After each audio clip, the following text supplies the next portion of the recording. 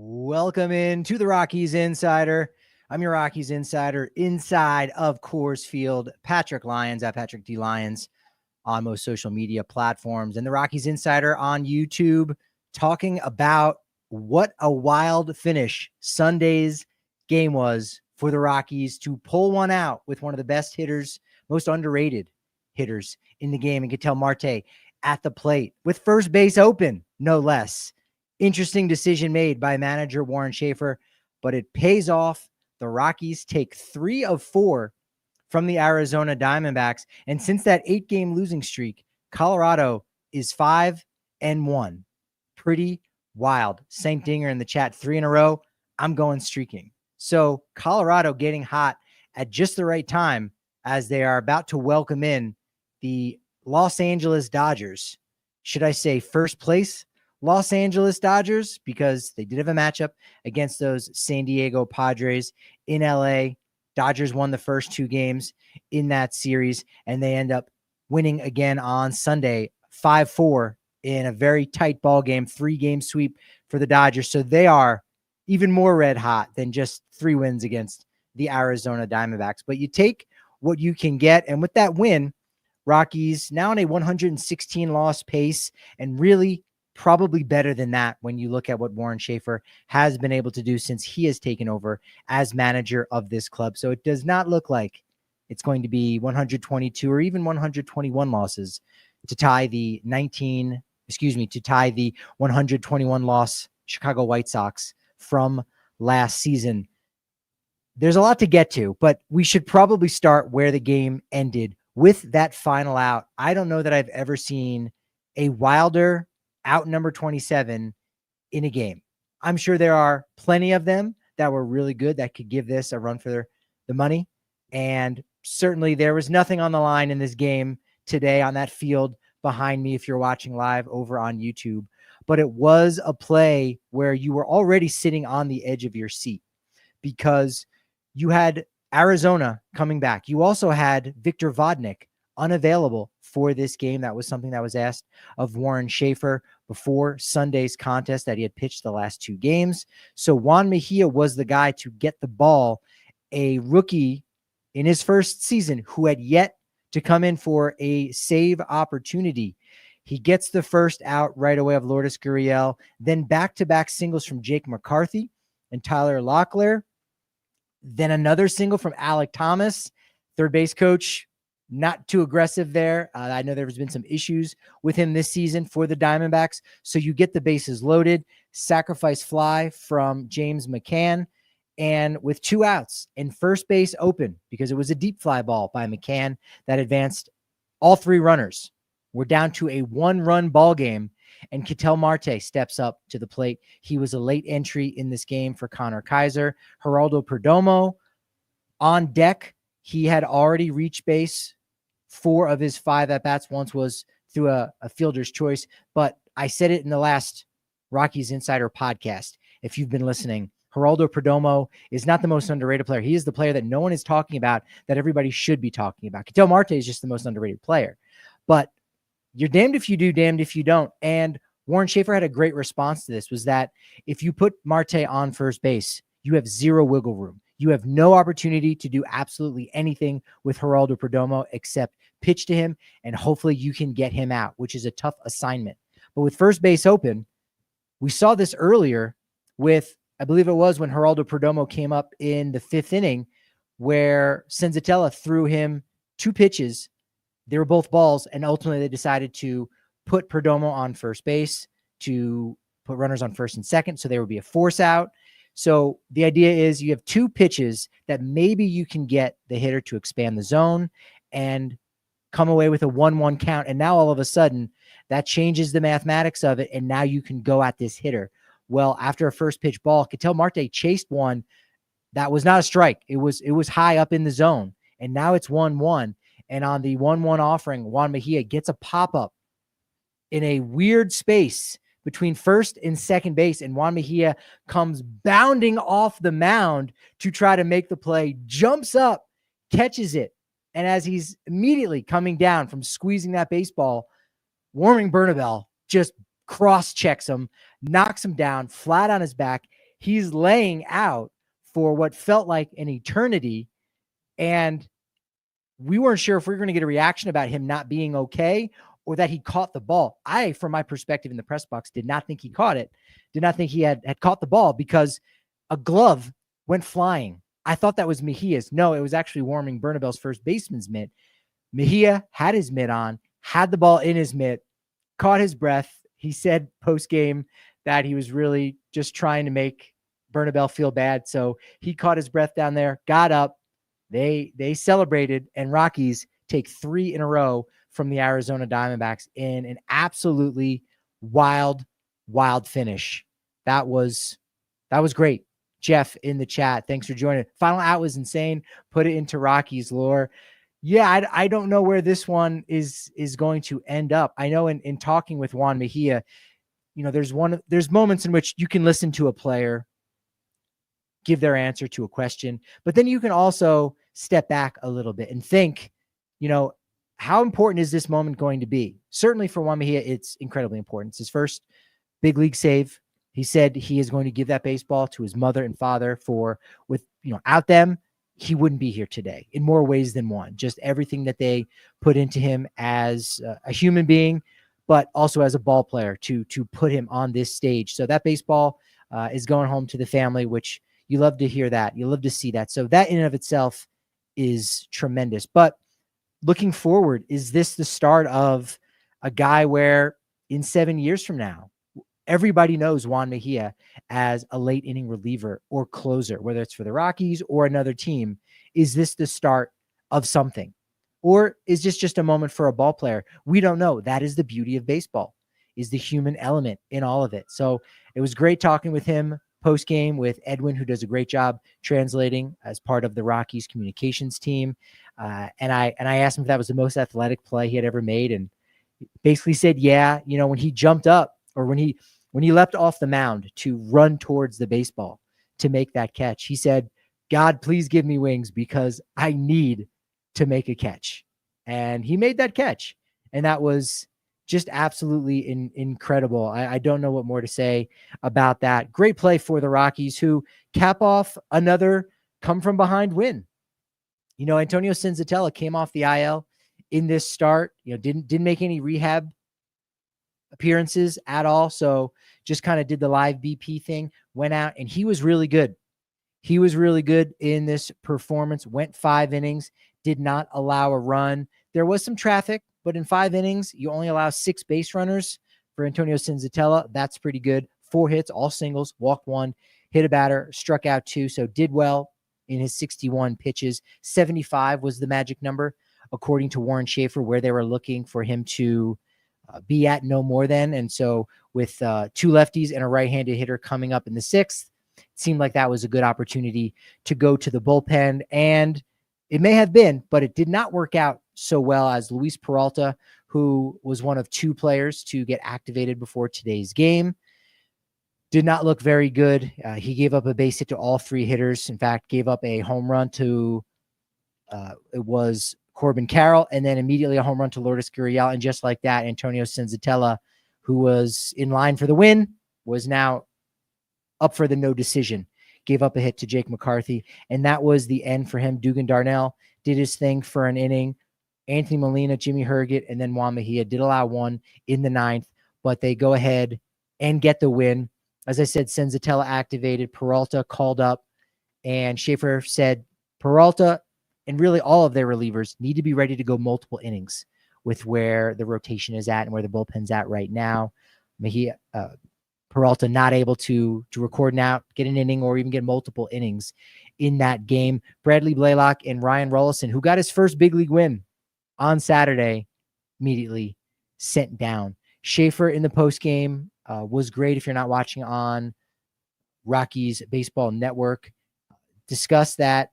Discuss the matchup, as I said, with Marte and Perdomo, how it was pretty much an even matchup, but you get some wiggle room if you do pitch to Marte, see if you can get him to expand in the zone. Called Mejia a player that was built to be a closer, as a guy that could withstand something like that. Senzatela giving him 5 zeros, which he absolutely did.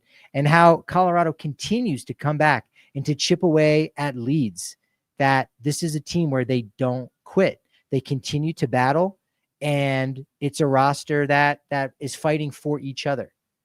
And it's not to say that they weren't doing that in the beginning parts of the season, but it was hard to do that because it really just felt like any movement they made, they were getting deeper into the quicksand. They're not in quicksand anymore.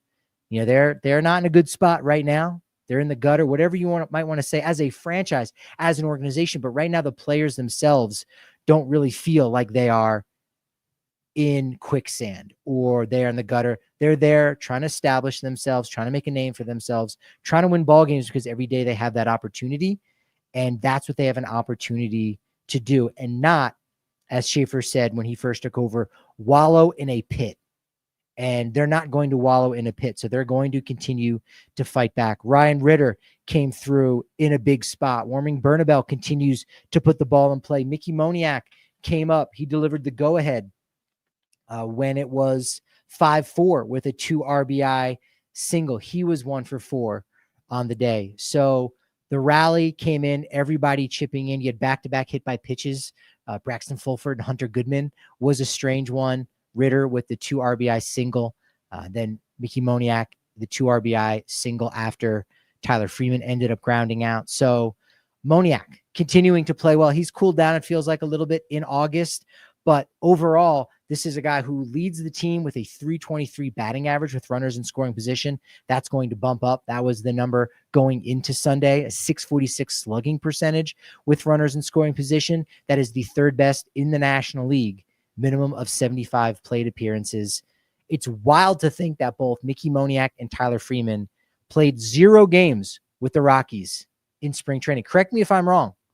At Patrick D. Lyons, MLB on social media. I don't think either of those guys, maybe Tyler Freeman won, but not in Scottsdale. I think that game might have come in Florida.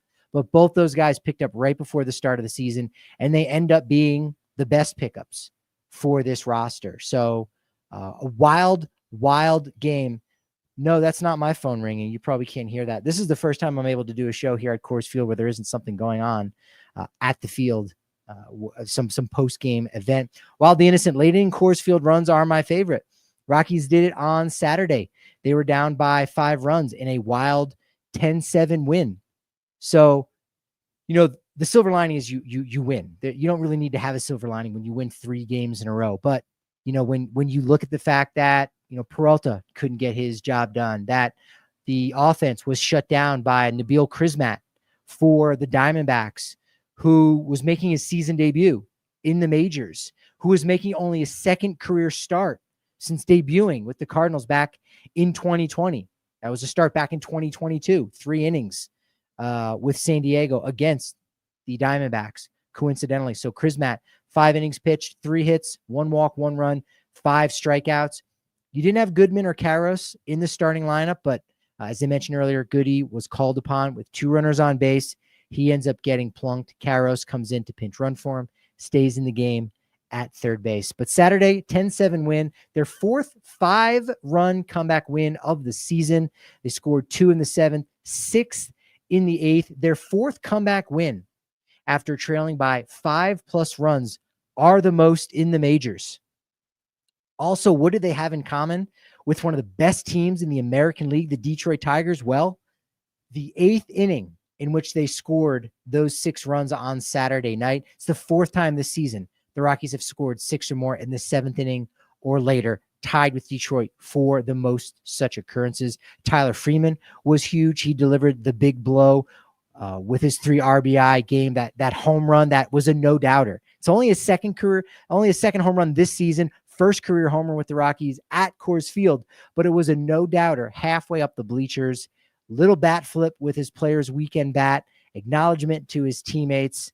That was big for him. Matched a career high in 3 RBI. Bretton Doyle was key in that game. He went 2 for 4 with a double, 2 RBI, stole a base on Sunday. He has been really good in the month of August, batting .383 with 11 RBI. That leads the team in ribbies this month. And since the All-Star break, just under 400 batting average. He has been really good as of late. You're seeing him do it defensively, and you're starting to see that Bretton Doyle we saw all of last year and the Bretton Doyle we were expecting in 2025.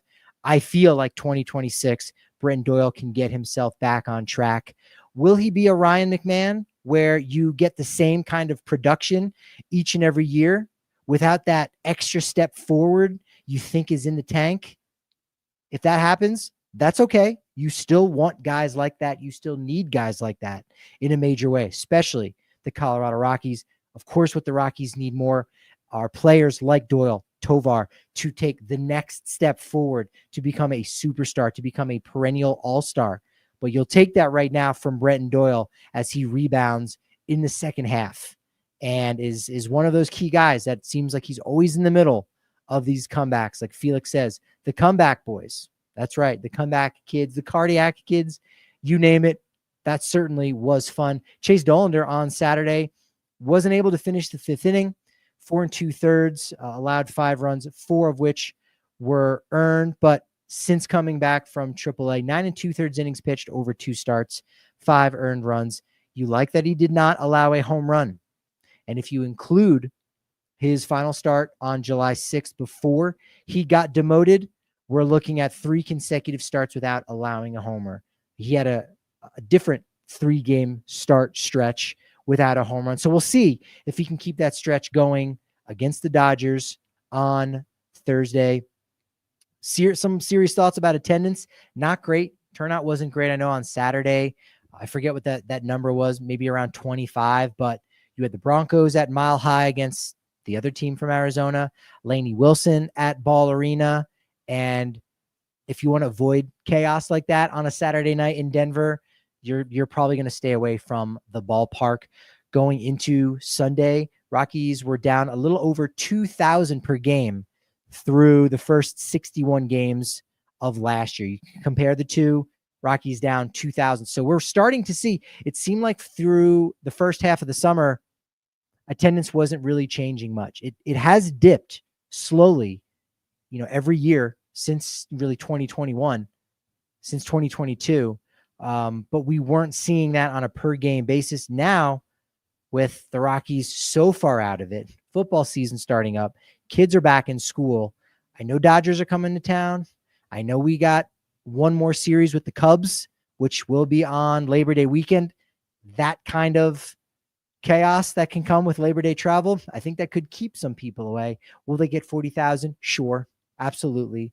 But they got those kind of crowds late last year as well for certain marquee matchups. So it'll be interesting to see if that number ends up sticking around 2,000. Maybe it ends up being 1,000. Don't know. You probably saw from some of the broadcasts, some of the players' weekend swag that players had. Let me know what your favorite was, either for the Rockies or all around MLB. Some of your favorite things that you saw from players. The pencil bats were obviously very popular. For Colorado, you had Brenton Doyle. He had a couple bats made up. One had his wife's name, Shelby Rose, on the back. There were some nicknames that I wasn't aware of, or I wasn't aware of the origins. Bradley Blaylock, apparently his new nickname is Boss Baby. Austin Nola gave him that. So I thought that was pretty interesting. Dugan Darnell, one of the things he does to help support his community, he supported Sam Hilliard's Team Hilliard Foundation and Brenton Doyle's golf tournament that he holds for St. Jude's. Yanquiel Fernandez, I didn't realize he goes by El Tren, which is just train in Spanish, because of the way he just keeps going and racking up RBIs. When he was in the minor leagues, his teammates gave him that nickname. Tyler Freeman, T Free, not to be confused with just Free. You might call him K Free, but here he's in for the Rockies, I guess he's just going by Free. He's the original Free. But T Free Tyler Freeman had some cleats with his dogs on it, had the ice cream cone inspired bat, which was the one that he hit that big 8th inning home run on Saturday. There was also some cool bats from Hunter Goodman, that was inspired by, Memphis, the jazz and blue scene that's down there. His nickname that he's going by these days is Goo Goo, because he's Uncle Goody and his niece couldn't say his name. So he went by Goo Goo. Apparently Kyle Karras' fam calls him Gary. His middle name is Garrett, so they call him Gary, which was interesting to see. And then Ezequiel Tovar Was not aware that he is starting his own foundation called the Bases Loaded Foundation. That's going to work with the Boys and Girls Club in the Denver metro area. So keep your eyes peeled for that. I did talk with Tovar before the game about the Little League World Series, and if he had participated in that when he was young. And he said that, yes, his team apparently had one in Venezuela, and he went to Puerto Rico to play as part of the tournament, but they did not get to Williamsport. He said that is certainly something he would love to do one day, is take part in a Little League Classic. Bretton Doyle also admitted that when he was a kid, yeah, he was on some of those all-star teams, but he was like the number 9 hitter, believe it or not. He was a scrappy, quick, steal a base kind of guy. And now you look at him and he's an action figure. He might not be, he's close to Connor Joe. Connor Joe's an action figure, but I think Bretton Doyle is action figure 2.0 on this current Rockies team. So he was a scrappy guy growing up. So he enjoys the Little League World Series as well. Let's talk about this Dodger series. Actually, I want to get to your chats because you guys said some comments. Gugu. Yeah. Wild. I guess that's his nickname. Also, his niece calls him Uncle Goody. I guess if you don't have the same last name as your niece, but wouldn't maybe his mom have the same maiden name? I don't know. I can't do the math on that. Jeff liked Ketel Marte's bat. Nice bat. Didn't end up getting the win. Question in the chat: if they have success with these bats and such, can they keep using it past this weekend? No, probably not. The cleats, though, I mean, guys do wear flashy cleats, so I don't see why you wouldn't still be able to wear those. MLB has definitely got more lax, as they should.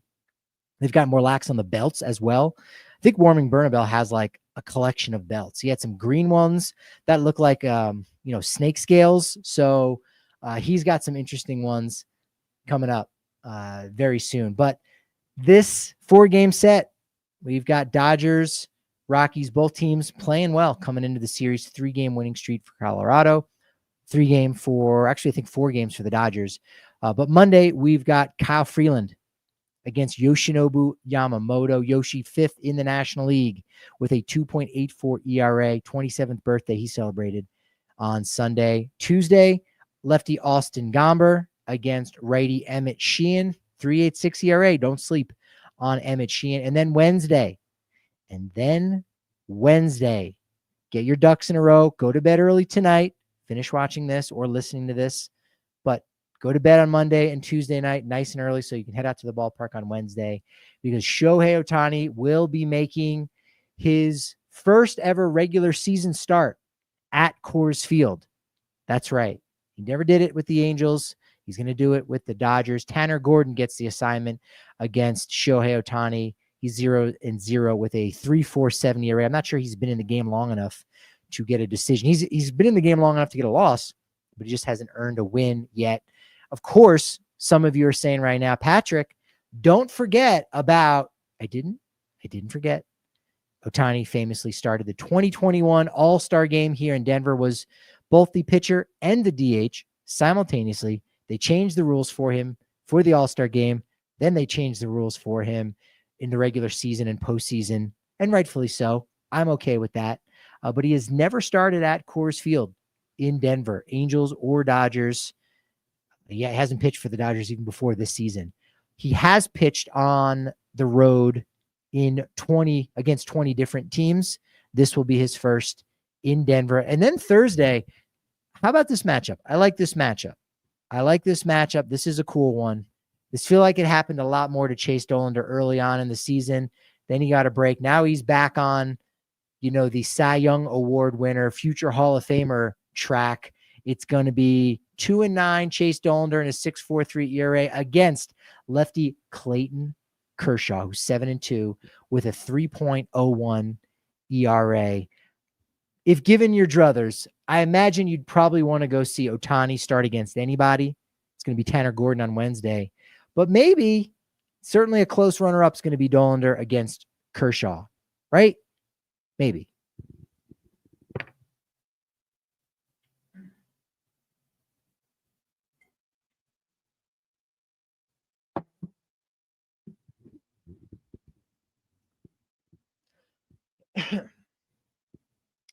It's the Rockies Insider. Welcome in with me, Patrick Lyons, your Rockies Insider, giving you the latest on the Rockies notes and a couple talking points from folks that I've bumped into at the ballpark this week. Germán Márquez, Tuesday, is going to make his first of 2 starts with the Albuquerque Isotopes down in AAA in the Pacific Coast League. They are in Albuquerque this week. He's going to start on Tuesday and Sunday. So if you're down and you live near the lab, you might want to get tickets to go see that as he looks to return from right bicep tendonitis. I asked him post-game just to touch base as to what that schedule would look like. He said Tuesday and Sunday, and then he'll return back to the team. Should all go well, which I imagine it will. He'll get those 2 starts, and he will not do any scouting. I was curious about that. I guess that you don't really do much scouting. You're working on yourself. You're not overthinking. You're just listening to your body.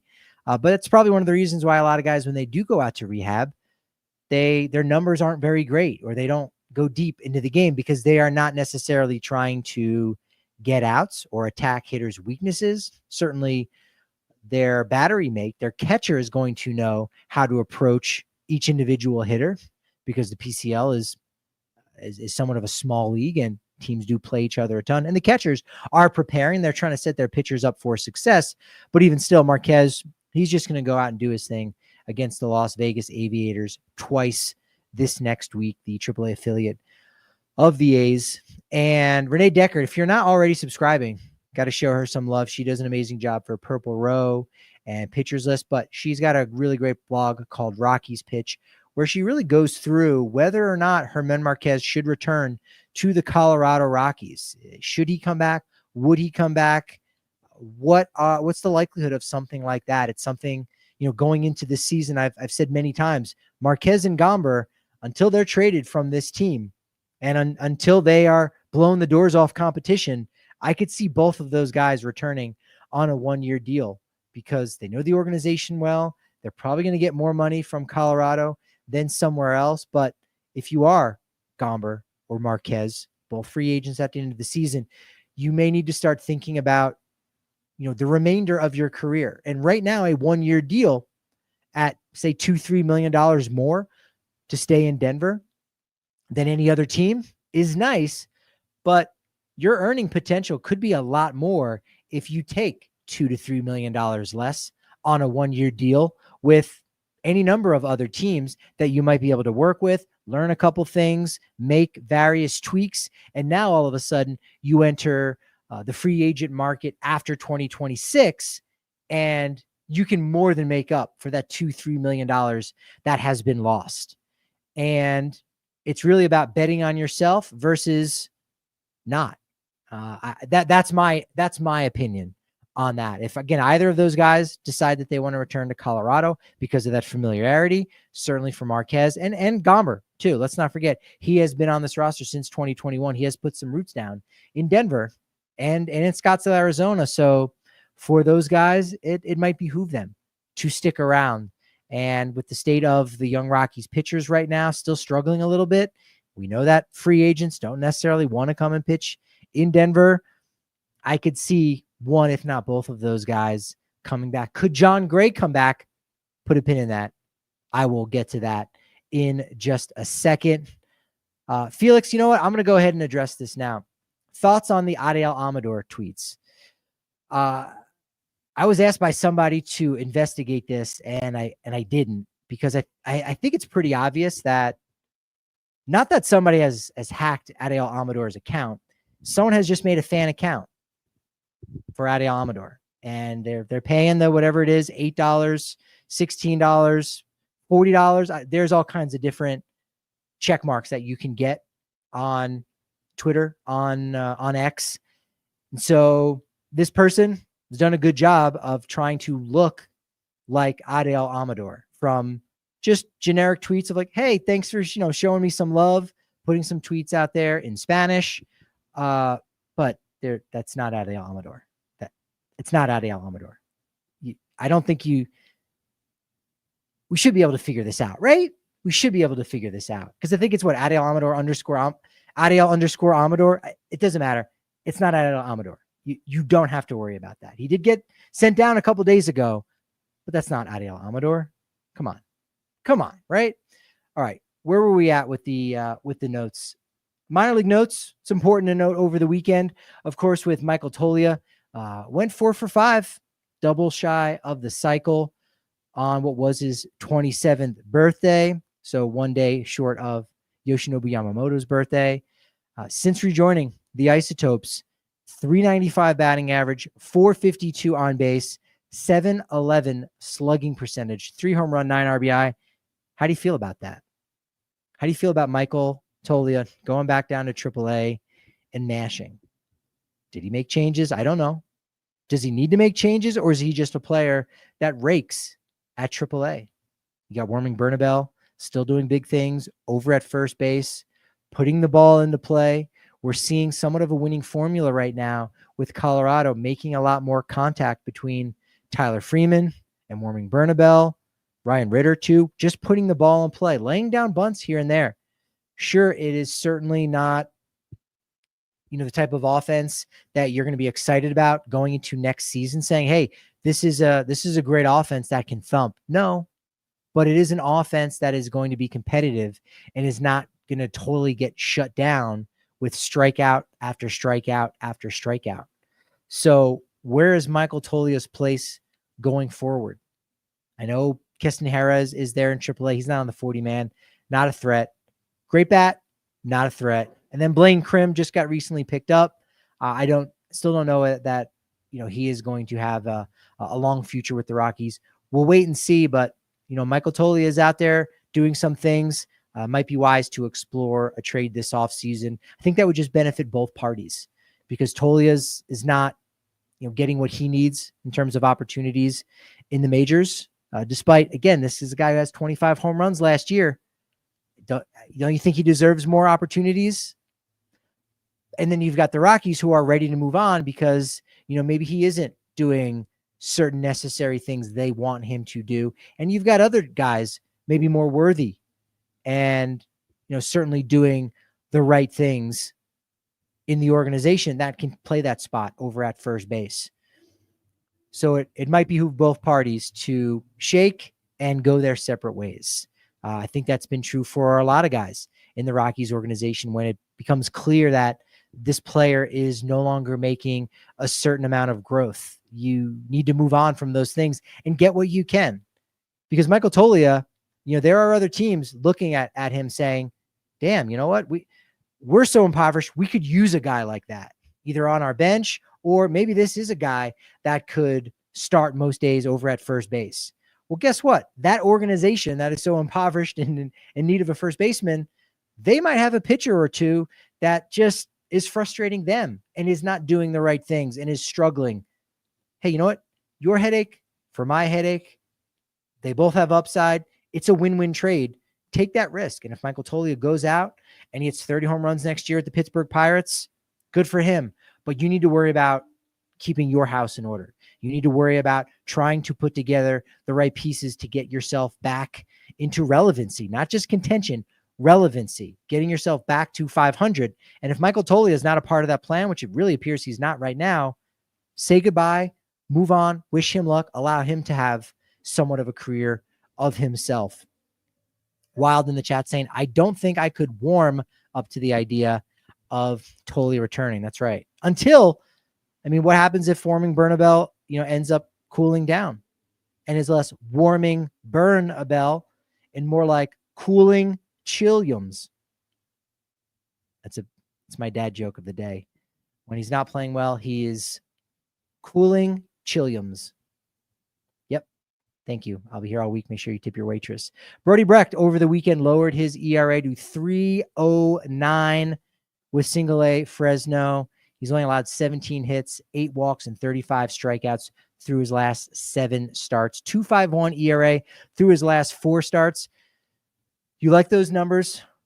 You don't like that it's been in low A Fresno right now for a guy that there has been some speculation that maybe a place in the bullpen is going to be what's best for him.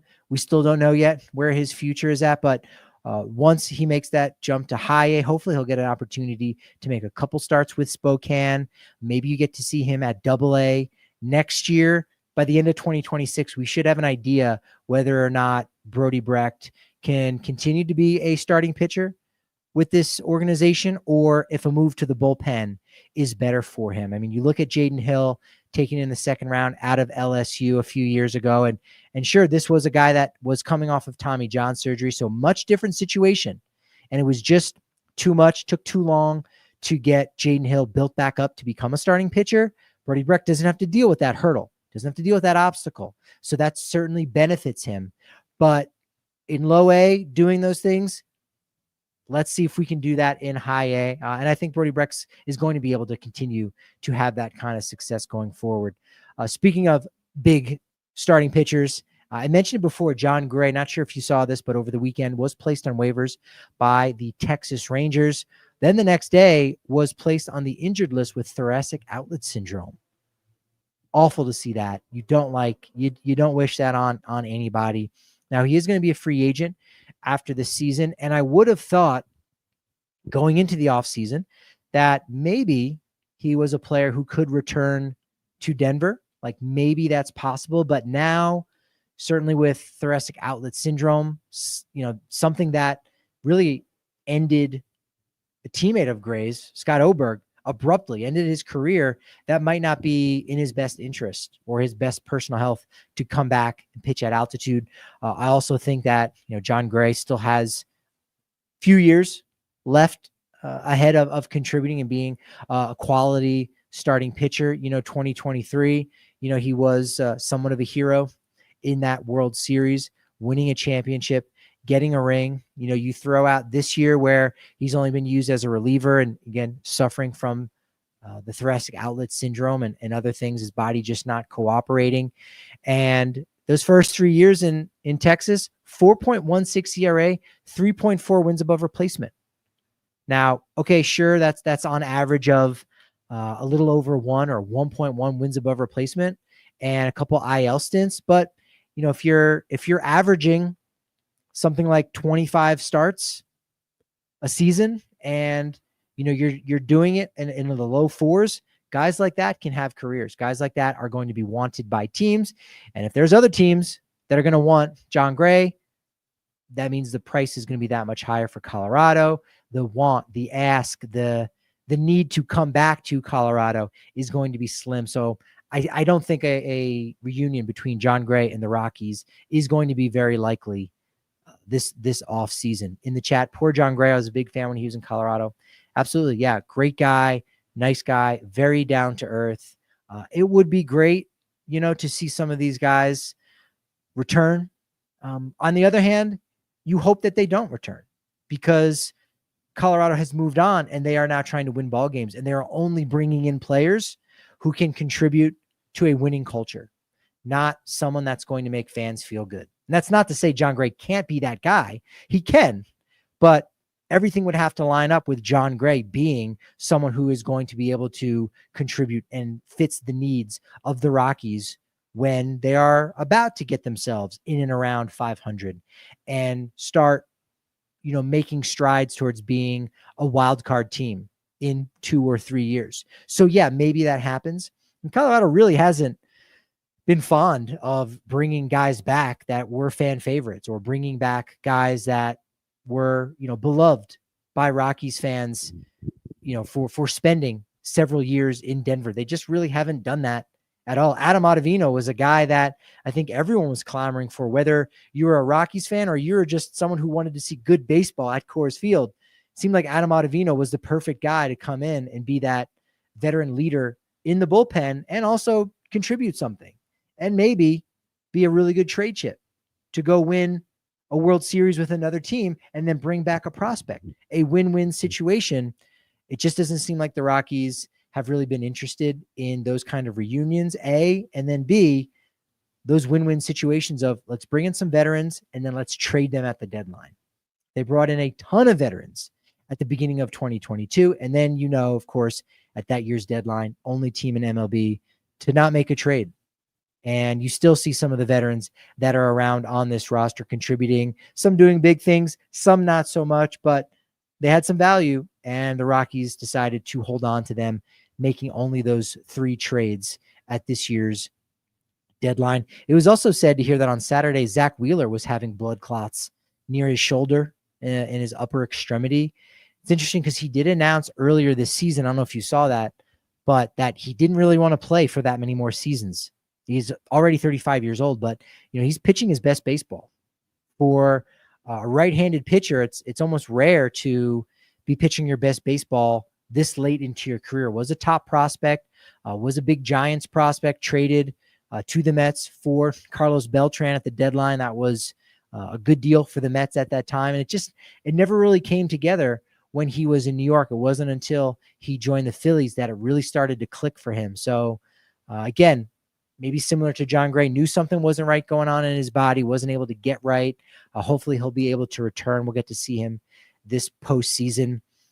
Dodgers notes, they win the series against the Padres with that sweep. They've won 26 series this year, 27, of course, when you include the one against San Diego. Colorado, 7 series wins. LA's 27 series wins. No, it is 26. Excuse me. 26 series wins, tied for the most with the Milwaukee Brewers, who are just outstanding. And some more unprecedented Ohtani stats. So going into this weekend, Ohtani had 115 runs scored, which is a lot. It's not necessarily one of those statistics that people go gaga for anymore. They used to, because you score runs, you win ball games. That has a ton of value. And certainly, that says a lot about you as a player. It also says a lot about your teammates driving you in, but you've got to be on base in order to score those runs. He was on pace for, I believe still is, 154 runs over the final nearly 40 games this season.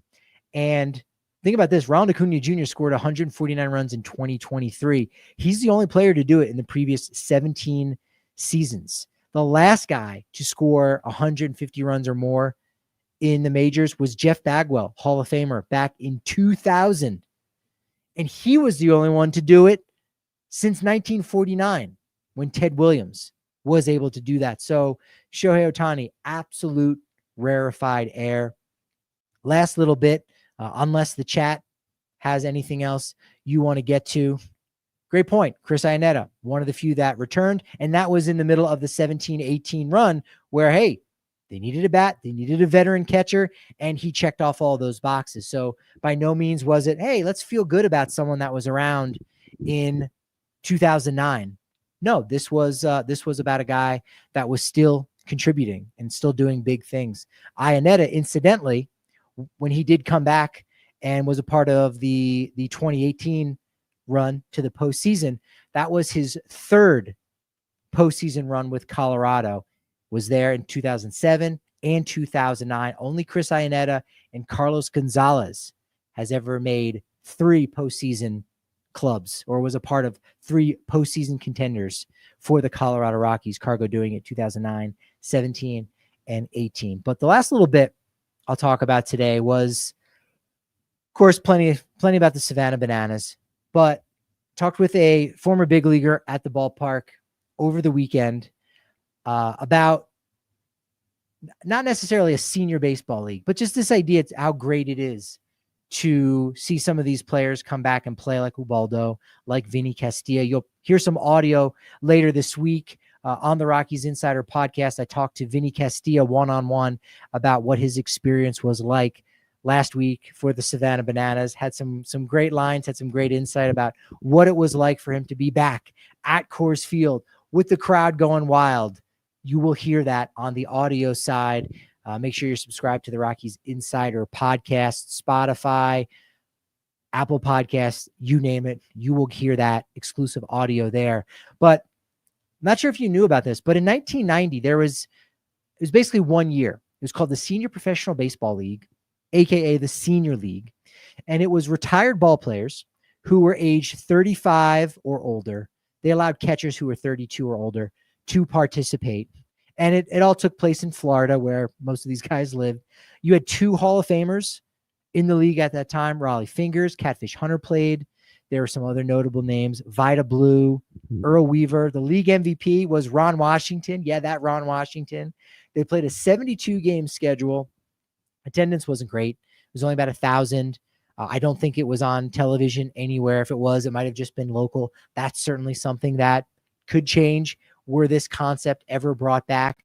I also learned that Pacific, the Pacific Trading Card Company, put out a 220 card set of the league in 1990. So there is a Raleigh Fingers card out there for when he was a little bit older playing in that league, which was pretty neat. That's something now I'm kind of interested in adding to my personal baseball card collection. But I talked with a former ball player while here at Coors Field over the weekend about a concept like that. And their response was just, no one wants to see these older guys play out of their prime. And on one hand, I agree. And on the other hand, I totally disagree. I think you still want to see those great swings. I think people still want to see Cargo and that beautiful left-handed swing that he had. There's just nothing like that in Rockies history. I think fans definitely want that.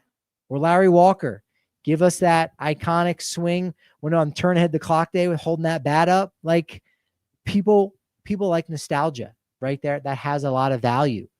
You know, I know Home Run Derby X, which I didn't realize is still running. That's still going on. They were in Oklahoma City and a lot of different spots. They're still doing some cool things with that. But I thought Home Run Derby X was something that was able to accomplish this concept of bringing back some old timers that aren't really that old. I mean, Ian Desmond participated in that. That was really cool to see him do that. I believe that was in Hartford when they were there. So, you know, could you have a league like that? You know, maybe a full slate of games might not work, but maybe there's a way. You know, I was even thinking last night, like, you know, how John Boy Media, how they've got their warehouse games and they basically play wiffle ball. I think it's blitzball, but, you know, could you have some of the old timers participating like that? You know, why not? Again, once you have a full slate of games, guys need to keep their body sharp. They want to be with their family. They're kind of done being athletes. So, you know, the best players are going to be like a Will Middlebrooks, or you're going to see Tyler Colvin as league MVP. And that's cool and that's fine. But people want to see Ken Griffey Jr. taking batting practice, that beautiful left-handed swing, David Ortiz, Manny Ramirez with his long dreadlocks hanging and flowing. Like, they want to see those guys more than anyone. But still, those other players, the lesser known guys, lesser appreciated players, still wonderful to see. So you've got to find a way to bring those players back. And I think that's something that baseball would be wise to do to really capitalize on that nostalgia, because I think there is a market there. It might not be a big market, but there is a market there. I mean, think about Old Timers Day. It's only one day at Yankee Stadium, and they don't, you know, it's not like they have any issues getting people to come to the ballpark that day anyway. But Senior Professional Baseball League, aka the Senior League, check it out. It's a cool little tidbit, little fun fact out there in the baseball world. Yeah, a couple of people saying, I'd watch this. Yeah, man, I miss Cargo. Absolutely. It would be great, even again, just to check in on those guys, see what they're doing and learn, oh, their kid is a sophomore in high school. And you're like, oh, man, draft class of 2 years from now, keep your eye on so-and-so. That would really be, you know, a wonderful thing going forward. So plenty of fun baseball ideas out there that Savannah Bananas are making Major League Baseball really consider things. Final question before I get out of here in the chat: is Kyle Karros our third baseman going into next year? Yeah. Who else is going to play third base right now? I think it absolutely is going to be Kyle Karros' job to lose. Does that mean the Rockies aren't going to try to bring in a veteran that can play some third base and hopefully some shortstop, second base, maybe more third base, first base combination until Karros has shown a little bit more proficiency? Yes, you want those competitions. Absolutely. That's good for everybody.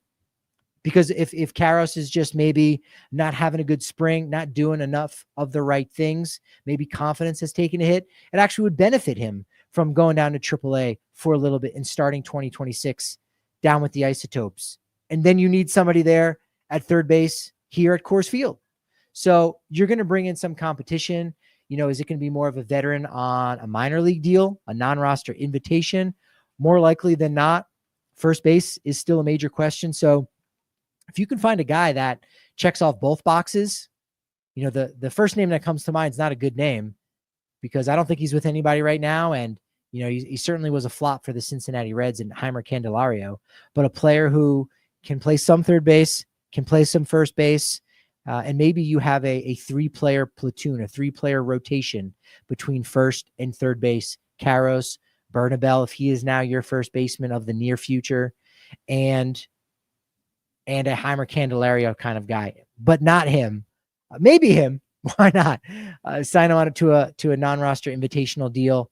Again, maybe you catch lightning in a bottle for long enough until Karros is ready, or until, I want to throw another name out there, to be in a rotation between first and third base, Charlie Condon. Maybe, just maybe. Rockies have a lot of questions to figure out this offseason, but these young players are going to be a fabric of this team for many, many years to come. So if it's not Karros on opening day at third base, it's going to be him still for a good majority of the season. At Patrick D. Lyons, MLB, and the Rockies Insider over on YouTube. Appreciate you dropping by. Appreciate all of the wonderful momentum. But momentum, as I like to say, can only be as good as my next show. So, of course, I'll talk to you tomorrow.